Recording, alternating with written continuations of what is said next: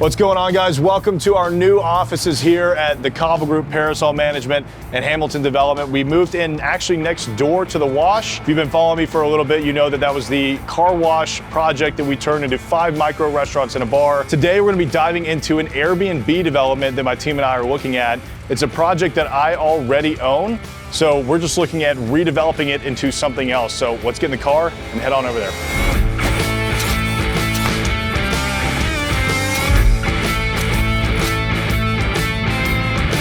So this building is only about 5 minutes away from my office. It's on the same street that my office is on. This building is just over 2,000 square feet. As you can tell, it's a very wide building, so it's not actually very deep, which means it's got great visibility on Gallatin. It would do pretty phenomenal for another retail use or a restaurant use. But then we started thinking to ourselves, what are our other options with this property? On every asset that we own, we're always exploring what is the highest and best use. Is a 2,000 square foot retail tenant here really the highest and best use for this property? Well, at first when we bought it, it was, right? Because it was the easiest thing to do. But now as Nashville has grown even more over the last 3 years, we started thinking, well, maybe it's time for us to start exploring other options. And one of those options is Airbnb. Why don't we start exploring what it would look like if we tore this down completely, got rid of it, and put a few Airbnb units on it. It is unbelievably expensive to buy your own Airbnb unit, right? Contractor goes out, they buy the lot, they build you the unit, they give you a turnkey Airbnb, north of $1 million sometimes. So we figured, well, if we're gonna get into the Airbnb market, why buy when we could just build ourselves? So we looked at leasing the space to a new tenant. We looked at selling it to another user who may have a higher and better use than we do, but we're developers, so we like to get creative with these projects and see what else we can kind of come up with. Now, you can see that the lot that we have here is relatively narrow. The building that is next door to us was basically built on the property line, so we don't have too much space to work with. So that's one thing that we're gonna have to keep in mind as we are designing this project is how are we gonna lay out these Airbnb units to make sure that we've got enough space coming in for car and vehicle access, as well as making it homey for the people that are gonna be staying in the Airbnbs. That's it for the property tour here at this piece. Let's head on back to the office and see what it looks like for the underwriting. I haven't done residential development in quite some time, so I'm gonna call a couple buddies of mine, one that's a residential agent that knows a thing or two about Airbnbs, and my contractor who is building homes similar to this so that I can get for sure sale numbers as well as costs to build and construct these units so that we can properly underwrite it. Elliot, you're my go-to guy when it comes to residential pricing. I don't know anything about this. So let me tell you a little bit about what we've kind of designed for the site. It's 4 units.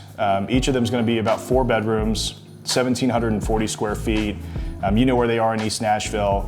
What do you think that something like that would sell for on a price per square foot basis? I'd really like to see 500 a square foot. To get top dollar, there's a few things that you need to include for short-term rentals to really maximize the return on investment. Bedroom count is a huge factor that plays into the profitability. You know, the buyers are wanting to see at least 4 bedrooms. Yeah, that makes sense. We'd looked at doing some 3 bedrooms, but I think you're right. 4 beds are probably best. I would say go for the bedroom count. A garage is nice, but I think I'd rather have more bedrooms to be able to fit more people in the space. Awesome, man. Well, I appreciate it, Elliot. We'll see you next week, buddy. Awesome. Sounds good, Tyler. Thanks for having me. So we'll go ahead and add the $500 per square foot into our sales price. All right, so we just talked to Roberto and he's gonna be a little bit before he's gonna be in a spot where we can call him. So why don't we give you guys a tour of our new office space. So where we've been shooting is in here in our conference room. You can see we've got this really cool Western wallpaper that was actually left here by the last tenant.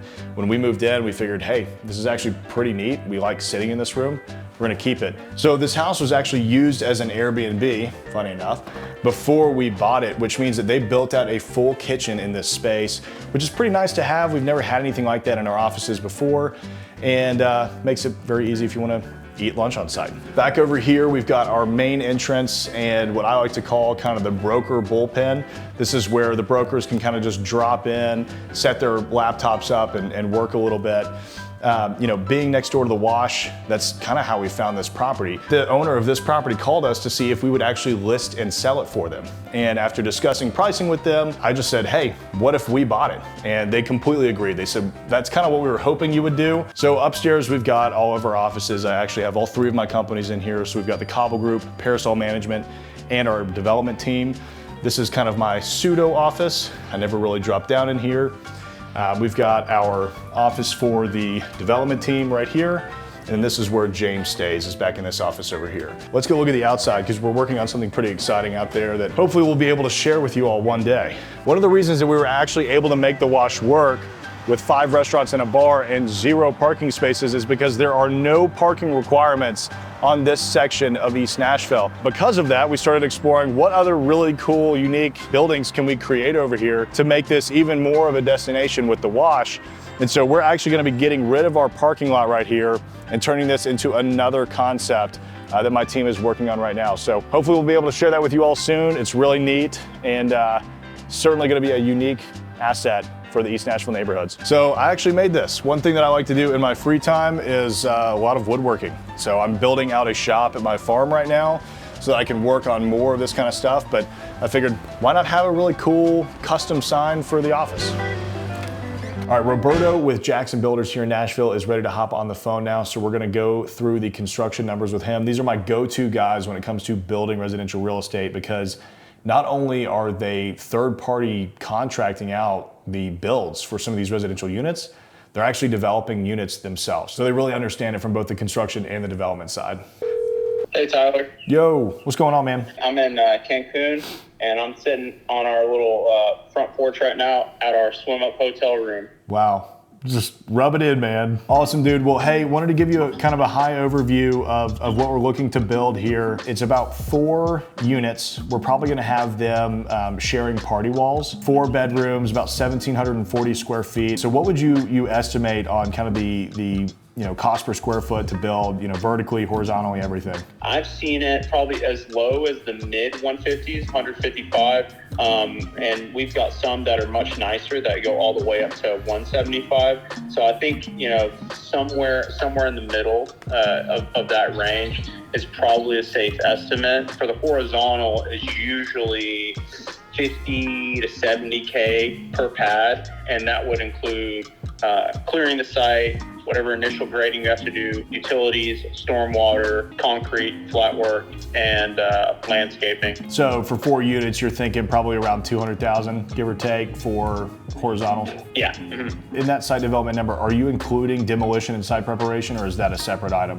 No, that's in there. It's usually covered. Of course, if it was like a huge solid block building that was sitting there as is, it could go up a little bit, but yeah, that typically will cover the demo of whatever structure's there and then some clearing and grubbing for the vegetation that's all around there. Well, that's perfect, man. Well, that's exactly what I needed. I appreciate you hopping on the call with me. Of course. Let me know if you need anything else. All right, buddy. Have fun in Mexico. Thanks, man. Talk soon. Bye.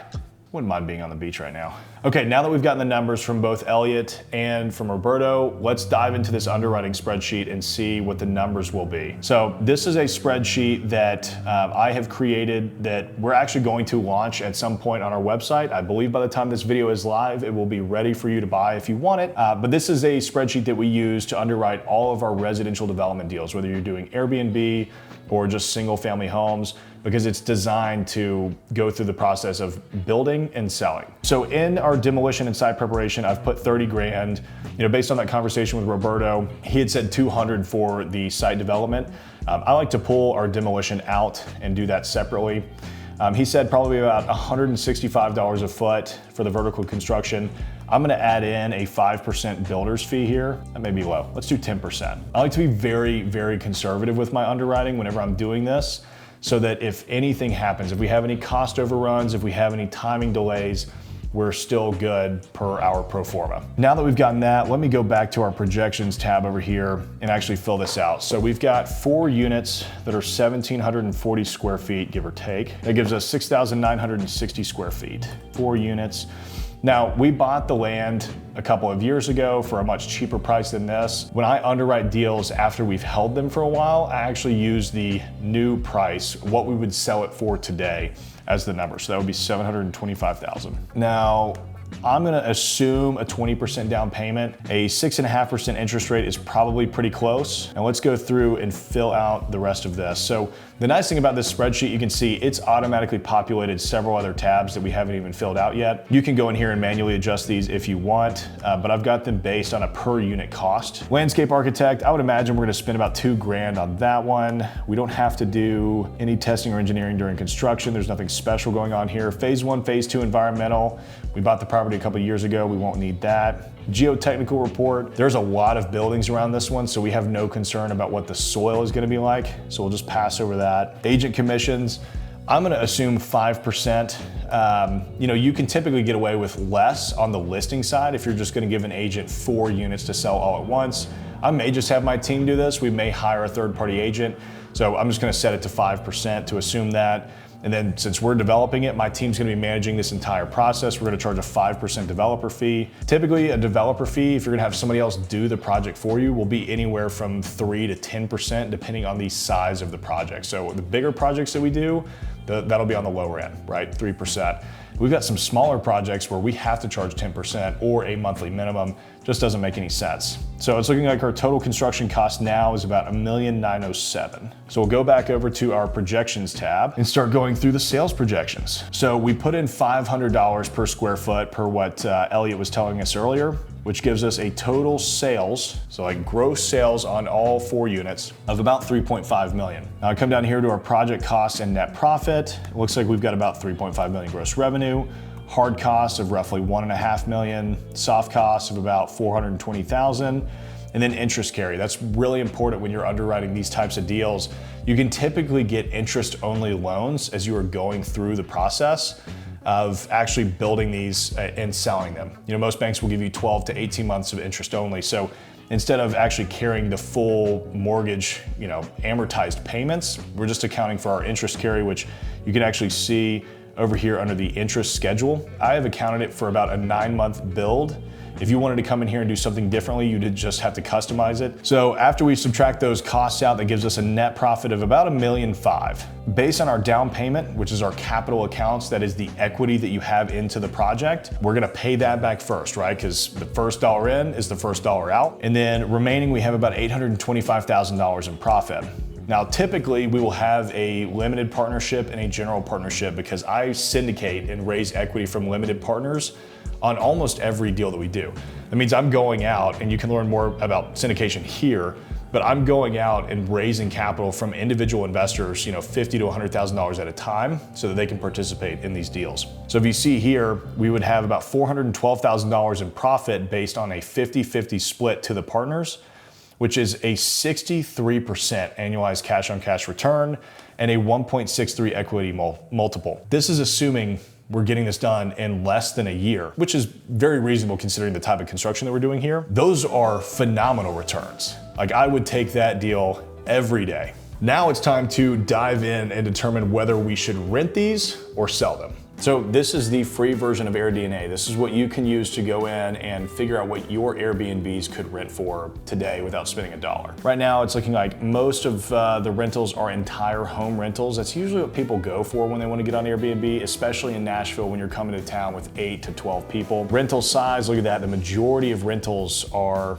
in the 3-bedroom range. So there's only 15% of rentals in the 4-bedroom range, which is where we're planning to be. I like that. It means that there's less competition for what we're gonna be doing. Let's look at some of these units that are nearby. That's a 4-bed, 2.5 bath. That's probably gonna be a pretty good comp. So let's just see what that looks like. So when I do underwriting, I just pull out my calculator and I do a very back of napkin sketch until we get an actual management company involved. It's really the best way you can do it without involving somebody else or paying somebody. So we're seeing here that our daily average rate is $341 for this unit. We'll multiply that times 365 days to get a gross potential for the first year. That gives us $124,465. Now we see that they have 69% occupancy. So I'm going to actually multiply that by 0.69, which gives us $85,880 gross based on occupancy rates. Typically what I'll take from there is about 50% in expenses. All the expenses of owning and operating the asset as well as the mortgage. So that gives us a gross, or really kind of a net potential per unit of $42,940 per year. So if I multiply that times 4, since we're planning on having 4 units on this site, that gives me $171,760, give or take. And then I will actually divide that by our total equity investment for this project, which, as you saw in the underwriting, we're expecting to be right around $650,000. Now that's gonna give me my cash on cash returns. So that puts it at right about 26% cash on cash returns. So if we keep it, we'll likely have these units paid for in about 4 years. Or at least we'll have recouped our initial equity investment. All right, so we just ran the numbers for both for rent and for sale. We had 26% annualized cash on cash returns on the rent side and 63% annualized cash on cash returns for the sale side. Now, one thing that we're looking at doing with this type of development is to get bigger cash pops in order for us to go build more commercial real estate. So I'm probably leaning towards selling. I mean, if we can get 63% returns in 1 year, we can take that cash immediately and throw it into another deal. So that's probably what we'll do. We'll probably just end up building these and selling them. But let me know in the comments, what would you do? Is this something that you would rather keep as a cash flow play, or would you rather sell and move on to the next project? All right, I'm tired. It's time for you guys to get out of here. Don't forget to check out the Discord server. These spreadsheets will be available in a link below, and we will see you guys next week.